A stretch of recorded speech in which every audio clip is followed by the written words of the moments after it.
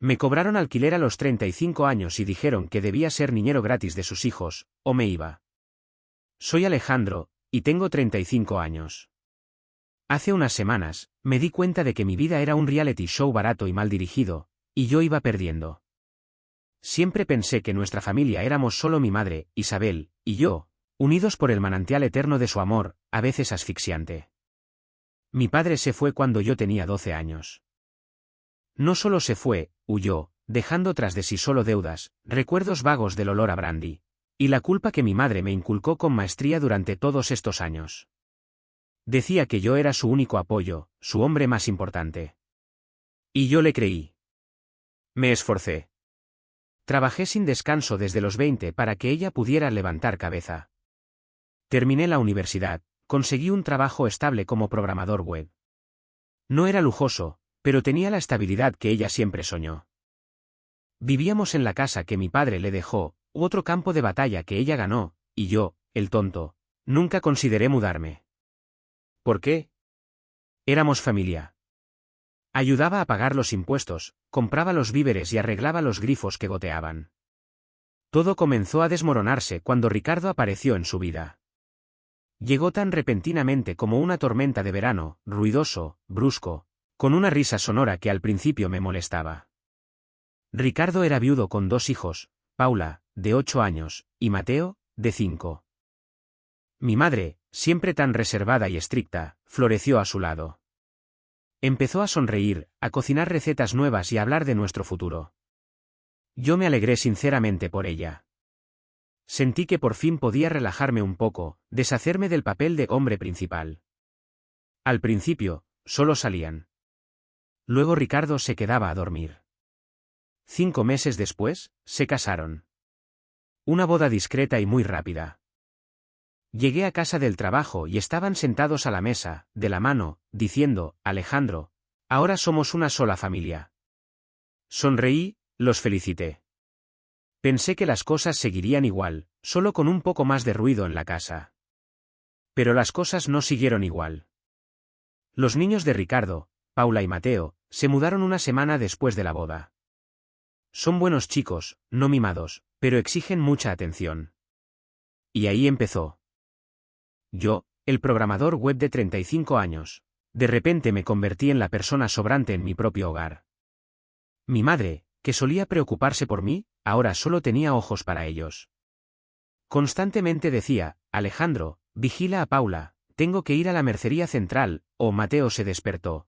Ve a entretenerlo mientras Ricardo y yo discutimos las finanzas. Mi habitación, donde siempre me sentí seguro, empezó a parecer un punto de tránsito. Juguetes de niños, cosas olvidadas, e incluso una vez Mateo dibujó con un rotulador en mi camisa de trabajo. Solo suspiré. Intenté hablar con mi madre al respecto, pedirle que estableciera límites. Eso fue hace 3 días. La esperé en el salón cuando regresó de la Avenida de los Olivos. Mamá, necesito hablar. Me alegra que seas feliz, pero no puedo ser el niñero de tus nuevos hijos. Necesito trabajar. Tengo mi propio horario, empecé con suavidad. Ella me miró como si acabara de confesar un crimen. Era esa mirada, llena de decepción, la que solía darme cuando de niño rompí su jarrón favorito. ¿Niñero? Alejandro, esta es mi familia. Y estos son tus nuevos hermano y hermana, dijo con tono glacial. Y si dices eso, significa que no entiendes lo que es la responsabilidad. Eres un hombre de 35 años que vive bajo mi techo. Y no me pagas nada. Me quedé atónito. Llevaba pagando toda mi vida. Los impuestos, la electricidad, la comida. Mamá, yo pago por todo, protesté. No, Alejandro, se acercó, su voz se hizo más suave, lo que la hizo aún más aterradora. Pagaste por comodidades. Por la comida que comes, por la electricidad que usas. Pero no pagaste por la vivienda. Esta casa es mía. Me la gané después de que tu padre se fugó, y te crié yo sola. Y ahora que tengo una nueva familia, tengo que pensar en ellos. Y si quieres vivir aquí, tienes que ganarte ese derecho. O asumes el cuidado de los niños, ese es tu deber familiar, de forma gratuita, o buscas otro lugar donde vivir. Desde el próximo lunes, si te quedas, me pagarás 380 euros al mes. Me quedé allí, sordo, mirando a mi madre. No estaba bromeando. ¿Pero a dónde iré? Pregunté, sintiendo que el pánico me ahogaba. El alquiler en mi ciudad, Valladolid, era sencillamente inasequible para un hombre que había entregado casi todo su sueldo a los gastos compartidos durante los últimos 10 años. No tenía ahorros. Mamá sonrió, y esa sonrisa fue lo más cruel que había visto. Siempre puedes irte con tu padre a San Sebastián. Seguro que le encantaría verte, dijo. Yo sabía lo que eso significaba. Mi padre seguía bebiendo. Su apartamento era un cuchitril. Era peor que la calle.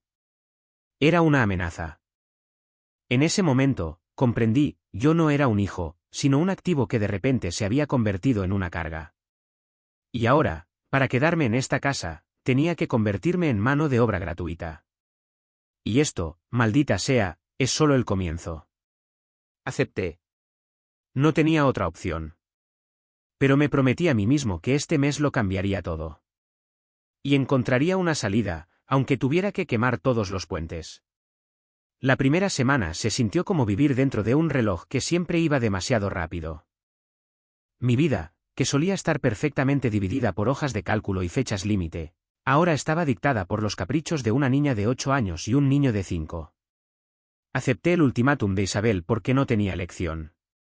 La idea de San Sebastián, del olor permanente a cerveza rancia y desesperación de mi padre, hizo que el plano de la casa de mi infancia de repente pareciera un resort de lujo. Pero aceptar no hizo que el resentimiento fuera menos corrosivo. Era como tragar vidrio molido todas las mañanas. Mi día ahora comenzaba a las 6 de la mañana, no a las 8 de la mañana. Tenía que preparar a Paula, la mayor, para la escuela. Era sorprendentemente elocuente, pero también sabía exactamente cómo tocar las narices. Me veía como un obstáculo, un adulto extraño que no era su padre, de repente revoloteando sobre su desayuno. Mateo, el niño de 5 años, era más pegajoso. Me seguía por toda la casa, pidiéndome constantemente que construyera cosas con sus bloques Lego o que leyera el mismo libro desgastado sobre un camello azul. La ironía no se me escapaba, yo era un programador web, acostumbrado a lidiar con códigos complejos y bases de datos, y ahora mi habilidad principal era asegurarme de que Mateo no se comiera las ceras de colores. ¿Isabel y Ricardo? Ellos estaban disfrutando de su nueva vida. Se iban a trabajar a las 8:30 de la mañana, generalmente después de un beso prolongado y un alegre «Gracias, Alejandro. Te debemos una». Esa frase, «te debemos una», era el mayor insulto. No me debían nada, me estaban extorsionando. Regresaban a casa alrededor de las 7 de la tarde, cansados, pero felices.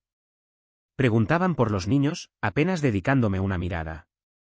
Ahora yo era el papel pintado, el telón de fondo esencial, pero inadvertido, de su felicidad doméstica.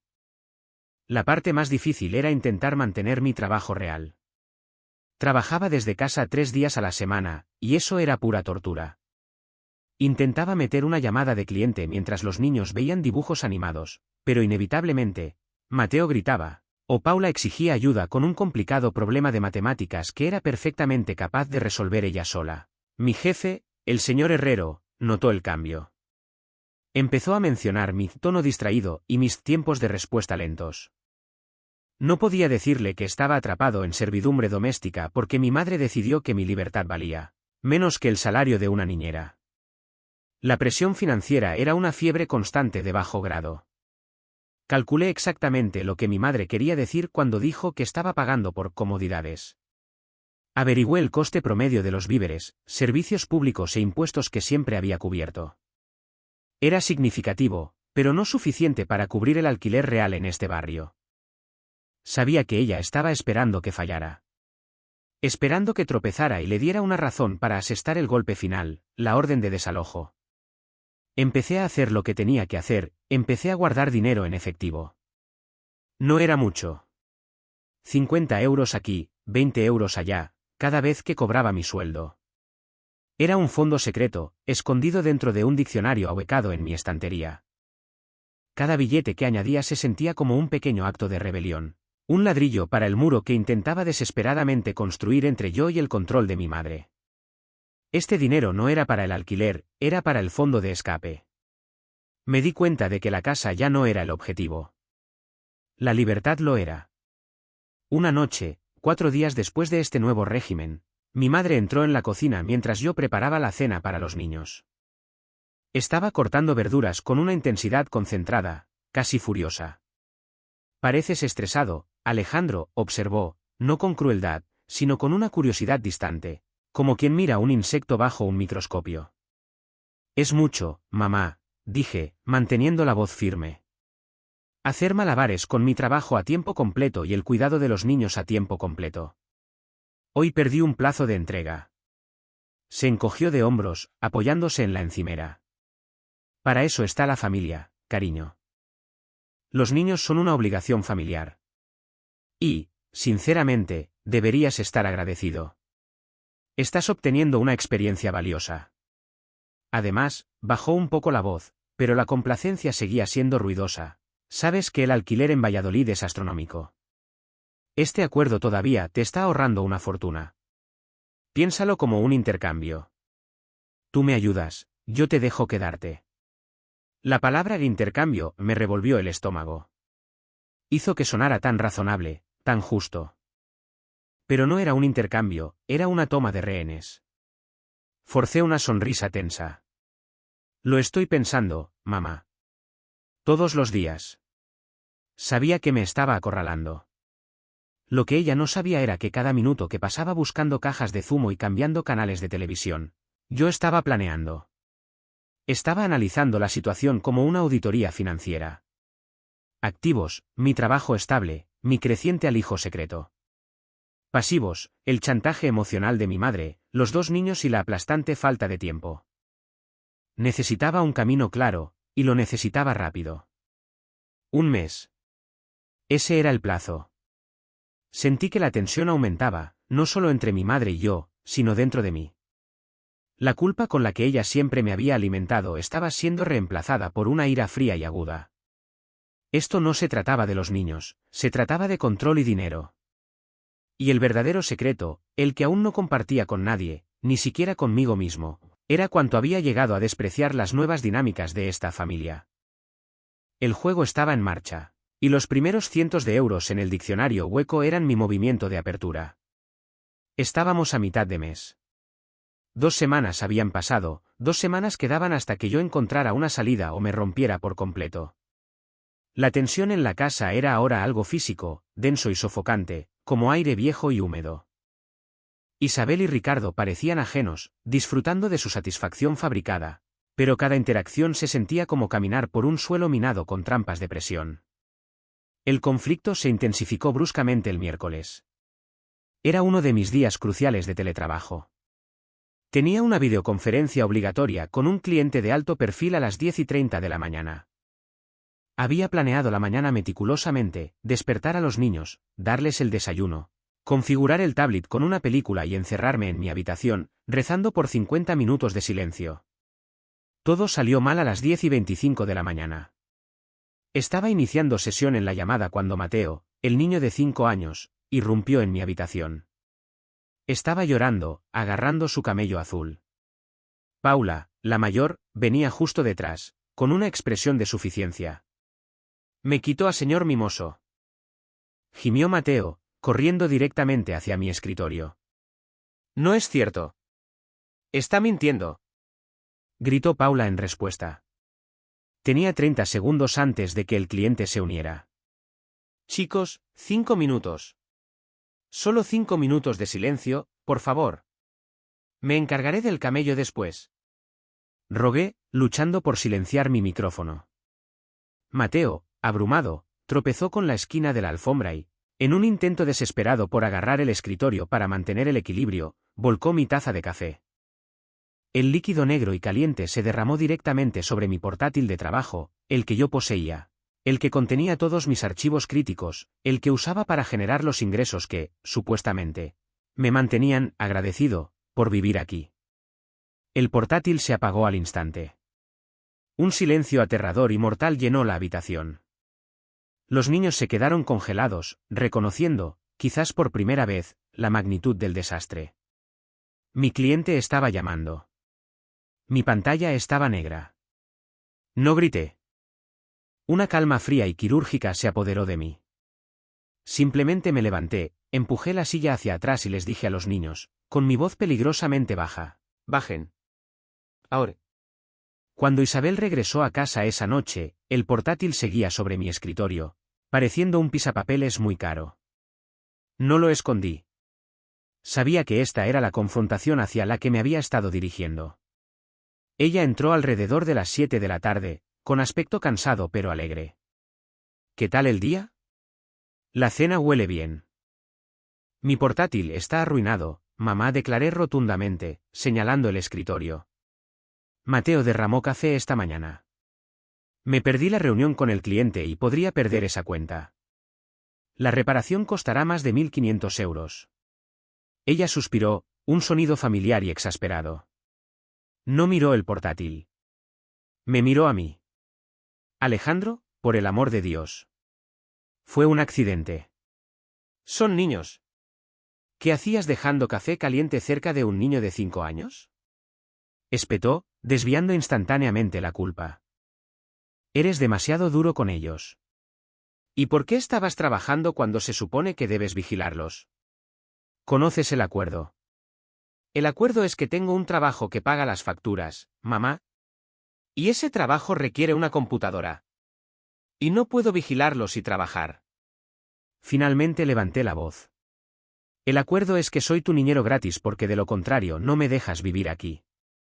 Esto no es una obligación familiar, esto es extorsión». Esa palabra, extorsión, la golpeó.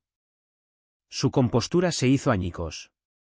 «No te atrevas a hablarme así, Alejandro», siseó, acercándose. «¿Después de todo lo que he hecho por ti?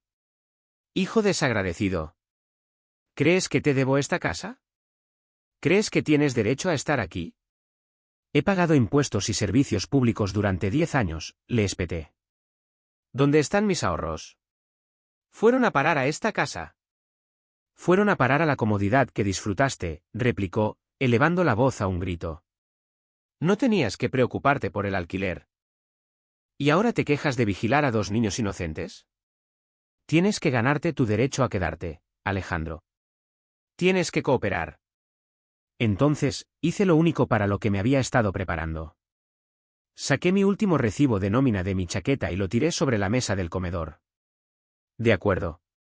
Hablemos de ganar», dije, con el corazón latiéndome tan fuerte que podía oírlo. «Mi sueldo es X. Una niñera a tiempo completo en esta zona cuesta Y. Digamos que te pago Z por el alquiler. Acabo de calcularlo, mamá. El coste de una niñera a tiempo completo para Paula y Mateo es más que mi salario. No solo me estás dejando quedarme gratis, te estás beneficiando enormemente de mi trabajo forzado. Tú y Ricardo están ahorrando 30.000 euros al año porque convertiste a tu hijo de 35 años en un sirviente. No necesitabas que me ganara mi derecho, necesitabas un empleado gratuito». El aire se quedó en un silencio mortal de nuevo. Ella miró el recibo de nómina, luego me miró a mí. Su rostro se endureció, perdiendo todo rastro de pretensión maternal. Este era el momento de la verdad. «Los niños son familia, Alejandro. Tu familia», dijo, con la voz baja y peligrosamente firme. «Y la familia se cuida. Si no puedes cumplir con tu obligación familiar, si no puedes manejar el simple deber de vigilar a tus nuevos hermanos, entonces esta casa ya no está disponible para ti. ¿Sabes dónde está tu padre? Si cruzas esa puerta, o si te niegas a vigilarlos mañana, estás fuera». Era una confirmación fría y calculada de la amenaza. El conflicto no se trataba de los niños o del portátil, se trataba puramente de dinero y poder. Estaba atrapado. Pero mientras ella lanzaba la amenaza final, una pequeña y fría comprensión se cristalizó en mi mente: si iba a irme, necesitaba más que el mísero efectivo que había escondido. Necesitaba influencia. Y sabía exactamente dónde encontrarla. La noche después de la explosión del portátil y la guerra verbal fue la peor del mes. No dormí. La fría amenaza de ser enviado al lúgubre lugar de mi padre en San Sebastián se sentía asfixiante. Pero el cálculo de Isabel, su descarada admisión de que todo se trataba de su beneficio financiero disfrazado de obligación familiar, había despejado mi mente como una fuerte dosis de realidad. La manipulación emocional había terminado, ahora solo eran negocios. Negocios crueles y personales. Pasé los siguientes 2 días andando de puntillas, realizando mis deberes como ayuda gratuita, con una sombría y practicada eficiencia. Solucioné temporalmente el problema del portátil pidiendo prestada una máquina vieja y lenta a un colega, diciéndole que estaba lidiando con una emergencia doméstica temporal. No me atreví a decirle la verdad. La humillación era demasiado profunda. Mientras tanto, me centré en mi nuevo plan, la influencia. Cuando mi madre dijo, «Esta casa es mía», estaba usando el escudo definitivo. Siempre había montado un gran espectáculo sobre su lucha por mantener el lugar después de que mi padre se fuera, presentándose como la vencedora solitaria. Pero algo que dijo durante nuestra pelea, sobre ganarse la casa, siempre me había parecido ligeramente fuera de lugar. Recordaba fragmentos de conversaciones de hacía años, comentarios fugaces sobre un acuerdo inusual con el banco después del divorcio. Decidí investigar. La casa era la raíz de su poder, y si podía entender su verdadera base, podría encontrar una falla. Isabel siempre guardaba los documentos importantes, pólizas de seguros, la escritura de la casa, registros financieros, en una caja metálica cerrada con llave en su vestidor. No me interesaba la caja en sí, me interesaba lo que había alrededor de la caja. Tenía un pequeño cofre de madera antiguo en el suelo junto a ella, supuestamente lleno de álbumes de fotos viejos. El jueves por la mañana, un poco después de las 11:30 de la mañana, Isabel y Ricardo estaban en el trabajo, y los niños estaban ocupados con una película animada particularmente larga. Esta era mi ventana. Mi corazón golpeaba mis costillas con una mezcla de miedo y adrenalina. Me sentía como un ladrón, pero la alternativa era la falta de hogar o San Sebastián. Me deslicé en su vestidor. La caja de metal estaba cerrada con llave, como era de esperar. Abrí silenciosamente el cofre de madera. Álbumes, tarjetas antiguas, fotos de bebé. Luego, justo debajo de una pila de fotos de Navidad, sentí un pesado sobre de papel manila. No estaba etiquetado, pero se sentía oficial. Lo saqué y me senté en el suelo, abriendo el sobre con manos temblorosas. Dentro había documentos hipotecarios, declaraciones de cierre y algo más. Una escritura de renuncia con fecha exacta de 5 años después del divorcio, firmada por mi padre. Pero los papeles que captaron mi atención no eran la escritura. Eran un conjunto de programas de pago detallados y una adenda legal del banco. Rápidamente escaneé la densa jerga legal, mi cerebro de programador web hizo clic, centrándose a pesar del pánico. La casa había sido refinanciada poco después del divorcio. La adenda indicaba que, si bien Isabel era el nombre principal en el título, de ahí su afirmación de que ella, se la ganó, se había requerido un pago único significativo para liquidar la deuda restante y eliminar por completo el nombre de mi padre de la obligación. Y ese pago único no había provenido del salario de Isabel. Cotejé la fecha del pago único con mi propio historial financiero. Hace 5 años, yo había recibido una herencia pequeña pero sustancial de mi abuela, la madre de mi madre, quien había solicitado explícitamente que el dinero se mantuviera separado para mi futura educación o el pago inicial de mi propio lugar. Yo lo había depositado obedientemente en una cuenta de ahorros conjunta, con la intención de invertirlo más tarde. El descubrimiento me golpeó con la fuerza de un golpe físico. El pago único, la cantidad necesaria para asegurar la casa y hacerla verdaderamente suya. El pago que justificaba su interminable narrativa de autosuficiencia, era exactamente la cantidad de la herencia de mi abuela, 10.000 euros. Isabel no se ganó la casa, robó mi herencia para comprar la parte de mi padre y solidificar su control. No solo usó el dinero que yo contribuía a los servicios públicos, usó el dinero que se suponía que era mi inicio independiente en la vida. Usó mi futuro para asegurar su presente. Esto no era solo sobre el alquiler o ser niñero. Esto era una traición completa y un fraude financiero oculto bajo el disfraz de martirio familiar. Volví a colocar cuidadosamente los documentos, dejando todo exactamente como lo encontré. Salí de ese vestidor siendo una persona diferente. La confusión y el dolor fueron reemplazados por una claridad fría y abrasadora. Me enfrentaba a un dilema moral monumental: la confronto con la evidencia de su traición, arriesgando un desalojo inmediato y brutal y la destrucción de nuestra relación. ¿O uso esta información en silencio, como influencia para ganar tiempo suficiente para ahorrar para mi propio lugar, jugando a ser el sirviente obediente mientras planeo en secreto mi escape y venganza? Miré el portátil prestado, viejo y lento. Miré el horario de deberes que había pegado en el frigorífico. Miré a los dos niños inocentes que desconocían por completo que eran peones en su juego. El camino por delante estaba claro, pero el costo era aterrador. No podía olvidar la evidencia. Ya no era solo su hijo, era la víctima de un engaño calculado. Tenía los papeles e iba a usarlos. La evidencia del robo de la herencia me quemaba la mente. Era la confirmación absoluta y devastadora de que el sacrificio y el amor de mi madre habían sido transaccionales, basados en lo que podía extraer de mí. El dilema moral, confrontación versus escape silencioso, se resolvió rápidamente. El escape silencioso era demasiado lento, demasiado dócil.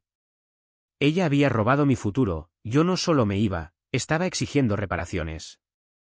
Decidí atacar el sábado. Ricardo tenía programado trabajar hasta tarde, y sabía que Isabel estaría en casa, cansada y complaciente, esperando que yo estuviera atendiendo a los niños. Pasé el viernes consolidando mi posición. Calculé la cantidad exacta de la herencia, más los intereses acumulados que habría ganado durante 5 años, aplicando una tasa conservadora.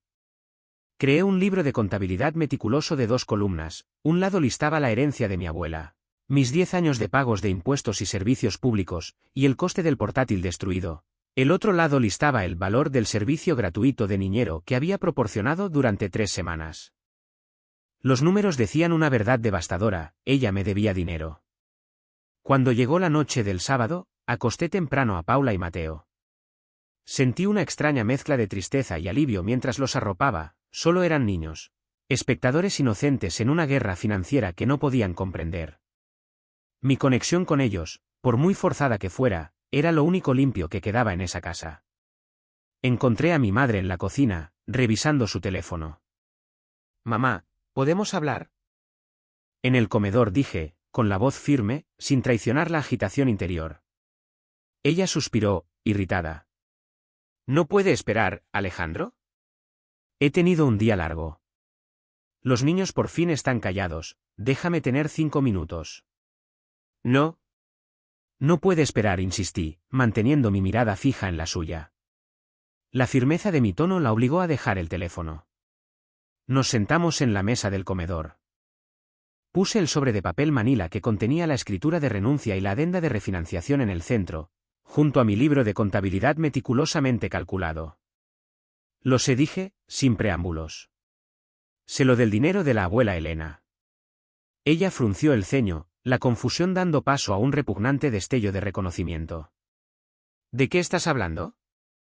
«¿Qué dinero?». «La herencia. Hace 5 años. La cantidad que se utilizó para pagar la suma global de la hipoteca y eliminar el nombre de papá de la escritura», expliqué, golpeando la adenda con mi dedo. «El dinero que estaba explícitamente destinado a mí, para mi comienzo.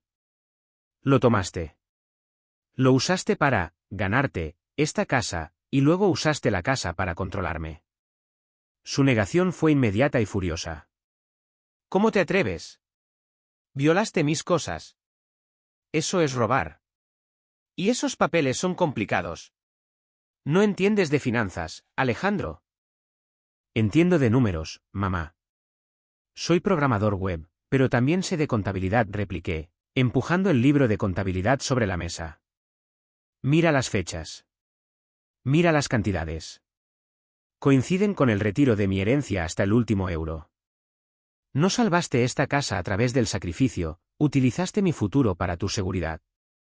Y ahora exiges que me gane el derecho a vivir aquí como tu niñero gratis». Ella agarró el libro de contabilidad, con las manos temblando, sus ojos yendo de mis cálculos a los papeles legales. Su rostro pasó por indignación, pánico y, finalmente, una resignación fría y dura. La máscara finalmente cayó. «Bien». Sí, escupió la confesión, su voz un susurro forzado. «Sí, lo usé. Estaba desesperada. Tu padre me dejó sin nada, Nos estaba protegiendo. La casa iba a ser embargada. Lo hice por nosotros. No, mamá, dije, sacudiendo la cabeza. Lo hiciste por ti. Aseguraste tu activo y luego me mantuviste aquí como tu mano de obra gratuita porque no me quedaba el pago inicial para mi propio lugar. Creaste la situación por la que ahora me castigas. ¿Y qué quieres, Alejandro? ¿Quieres que te dé la casa? Se burló, recuperando algo de su viejo veneno. Quiero el equivalente de mi herencia de vuelta, incluidos los intereses, y el coste de mi nuevo portátil, declaré, señalando la línea final del libro de contabilidad. O me voy esta noche, y te prometo que contactaré a un abogado el lunes por la mañana. Tengo los papeles. El banco podría pasar por alto el uso de los fondos, pero la violación de confianza, la extorsión por mano de obra gratuita, eso destruirá tu vida cuidadosamente construida con Ricardo. Era un farol. Un abogado sería caro y una batalla judicial se prolongaría. Pero la mirada en su rostro me dijo que me creía. Ella no me miró a mí, su hijo, sino al daño potencial a su nueva vida perfecta. La idea de que Ricardo se enterara, Ricardo, la razón por la que me echó, era su verdadero talón de Aquiles. No lo harías, respiró, pero sus ojos suplicaban. Ya tengo mis maletas listas, dije, señalando una pequeña maleta vacía junto a la puerta principal. Necesito una promesa escrita, un pagaré, por la cantidad calculada, pagadera dentro de 90 días. Y me voy de aquí esta noche, para no volver jamás, y mantendré estos papeles en secreto. Luchó, debatió consigo misma, las lágrimas finalmente empañaron sus ojos, no lágrimas de arrepentimiento por mí, sino lágrimas de miedo por sí misma. Después de 5 agonizantes minutos de silencio, agarró un bolígrafo. Firmó el papel, su rúbrica brusca y furiosa. Me levanté. Tomé el pagaré y mi alijo secreto de efectivo, 200 euros. No dije adiós. No la abracé. Ni siquiera miré hacia las habitaciones oscuras de los niños. Simplemente caminé hacia la puerta principal, recogí mi maleta y salí al frío aire de la noche. El silencio exterior era ensordecedor. Tenía mi libertad y la promesa de restitución financiera, pero el costo era la aniquilación total de la única familia que había conocido. Mientras caminaba por la calle, sentí un vacío mucho mayor que la falta de dinero. Gané la batalla, pero perdí la guerra por una conexión genuina. Me di cuenta entonces de que la libertad no se trata solo de tener tu propia llave. Se trata de aceptar que algunas relaciones están demasiado fundamentalmente rotas para ser arregladas. Mi madre amaba la idea de mí, el hijo devoto que la apoyaba, pero no me amaba a mí, Alejandro. La casa era suya, y ahora, por fin, mi vida era mía. Pero, ¿valía la pena cambiar a mi familia por una anotación en un libro de contabilidad? No lo sabía. Simplemente seguí caminando.